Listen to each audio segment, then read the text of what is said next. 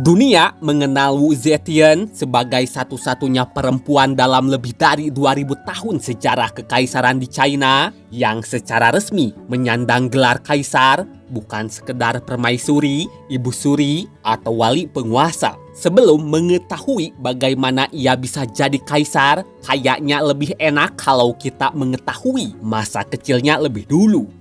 Seperti yang diketahui, Wu Zetian lahir pada 624 Masehi di Wenzhou yang kini termasuk Provinsi Shanxi. Ia berasal dari keluarga Wu yang cukup terpandang. Bayangin aja, ayahnya Wu Zhihuo adalah seorang pejabat penting dinasti Tang sekaligus pengusaha kayu yang berjasa dalam membantu berdirinya dinasti ini. Oh ya, berbeda dengan kebanyakan perempuan pada zamannya, Wu Zetian mendapatkan pendidikan yang sangat baik sejak kecil. Beberapa sumber sejarah menggambarkan Wu Zetian sebagai anak yang sangat cerdas dan mempelajari banyak hal, mulai dari sastra, sejarah, kitab-kitab klasik China, kaligrafi, dan memperoleh pemahaman mengenai urusan pemerintahan. Pada masa itu, pendidikan semacam ini lebih umum diberikan kepada anak laki-laki, ya meskipun tak dapat dipungkiri, sebagian perempuan dari keluarga elit juga dapat memperoleh pendidikan kayak gini. Singkat cerita, pada usia sekitar 14 tahun, Wu Zetian dipilih menjadi salah seorang selir dari Kaisar Taizong. Menurut berbagai sumber, Wu Zetian terpilih jadi selir karena ia sangat cantik, tapi ada pula sumber yang menyatakan latar belakang keluarganya juga menjadi alasan ia dipilih jadi selir. Terlepas dari apapun alasannya, di masa awal ia jadi selir, kedudukannya tergolong masih rendah dan diduga ia tidak termasuk ke dalam selir favorit Taizong. Di sisi lain, kehidupannya di istana diduga membantunya semakin memahami politik, cara kerja birokrasi, hubungan antar keluarga bangsawan, serta dinamika perebutan kekuasaan. Menurut banyak sejarawan, pengalamannya selama hidup di istana menjadi bekal berharga ketika ia mulai terlibat langsung dalam politik istana.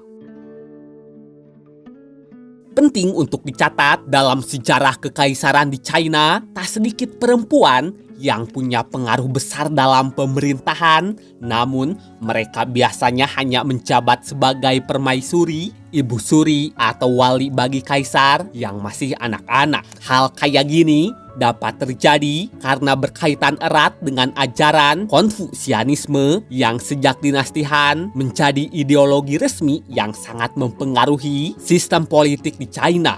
Menurut pandangan Konfusianisme, masyarakat harus berjalan sesuai hierarki yang sangat jelas dan salah satu prinsipnya adalah laki-laki menjadi pemimpin keluarga maupun negara, sedangkan perempuan berada di bawah otoritas ayah, suami, atau anak laki-lakinya. Selain itu, kaisar dipandang sebagai putra langit yang memperoleh mandat langit untuk memerintah seluruh negeri. Karena konsep ini selalu dikaitkan dengan laki-laki, maka gak aneh kalau tidak ada perempuan yang tercatat sebagai kaisar selain Wu Zetian. Di sisi lain, perjalanan Wu Zetian untuk jadi kaisar tentu tidak terjadi secara tiba-tiba, melainkan memakan waktu selama puluhan tahun.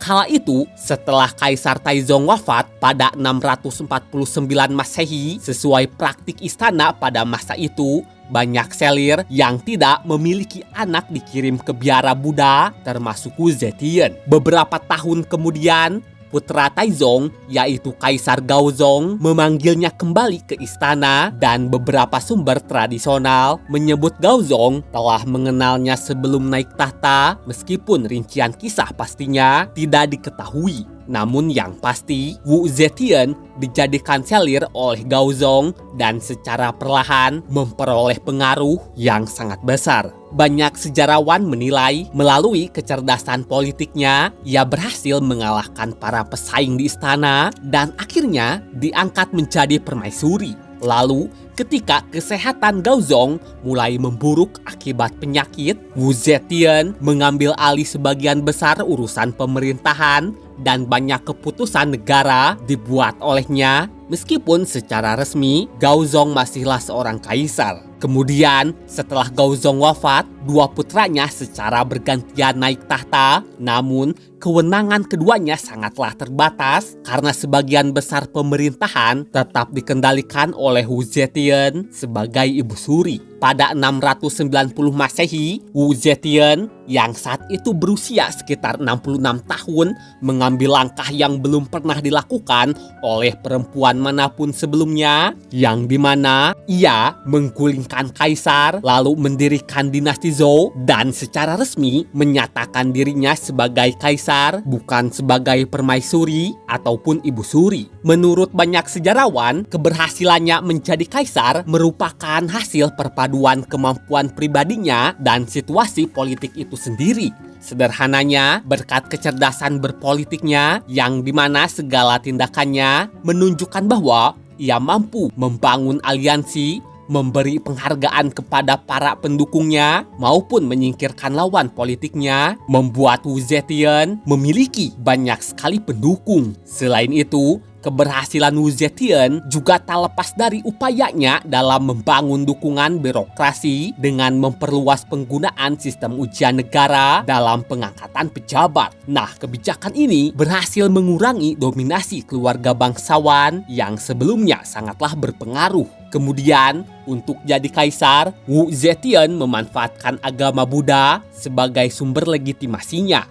Pada masa itu, agama Buddha sedang berkembang pesat dan memiliki banyak sekali pengikut. Jadi, saat beberapa biksu menafsirkan ramalan dalam ajaran Buddha sebagai pertanda akan munculnya seorang penguasa yang sah, lalu mengaitkannya dengan Wu Zetian, banyak pihak tentu mempercayainya dan akhirnya mendukung Wu Zetian. Ya, meskipun tak sedikit pejabat Konfusianisme tetap menentangnya. Selain itu, yang tak boleh dilupakan, situasi politik saat itu juga sangat mendukung Wu Zetian untuk jadi kaisar. Bisa dibilang penyakit yang diderita Kaisar Gaozong membuat Wu Zetian memperoleh pengalaman dalam memerintah negara secara langsung, yang dimana ini memberinya kemampuan untuk bersaing dalam kekuasaan.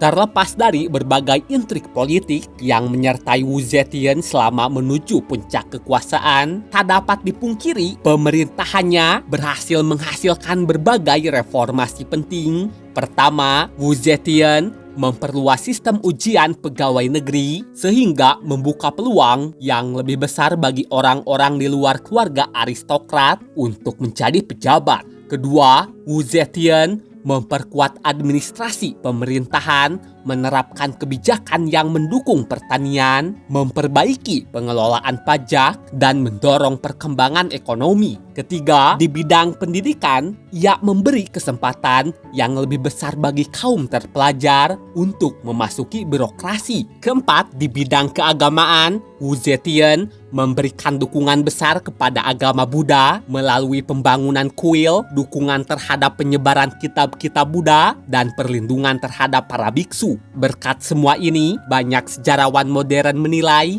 pemerintahannya itu relatif stabil, efisien, dan berhasil memperkuat negara. Meski begitu, tidak ada pemerintahan yang sempurna, jadi pemerintahan Wu Zetian tetap ada kontroversinya. Menurut banyak sejarawan, Wu Zetian adalah penguasa yang sangat keras terhadap lawan politiknya. Ya, bayangin aja, Wu Zetian menggunakan aparat rahasia untuk mengawasi para pejabat dan menghukum banyak orang yang dianggap mengancam pemerintahannya.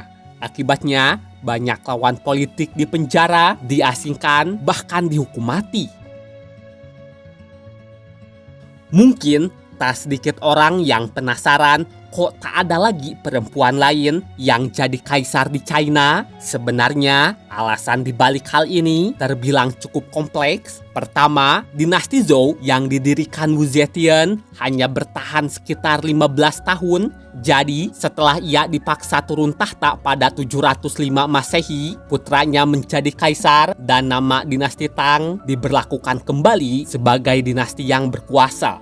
Kedua, banyak orang pada masa itu menganggap Wu Zetian sebagai pengecualian, bukan sosok yang patut dijadikan contoh. Para sejarawan Konfusianisme kemudian banyak menulis hal-hal negatif tentang pemerintahannya. Menurut sebagian sejarawan modern, berbagai tulisan negatif tentang Wu Zetian berhasil memperkuat anggapan bahwa hanya laki-laki yang pantas menjadi kaisar. Ketiga, mayoritas elit politik tetap mendukung sistem suksesi laki-laki. Keempat, menurut banyak sejarawan, tidak ada perempuan lain yang memiliki kombinasi antara pengalaman, dukungan birokrasi, legitimasi agama, kemampuan politik, dan situasi politik seperti yang dimiliki oleh Wu Zetian pada masa itu.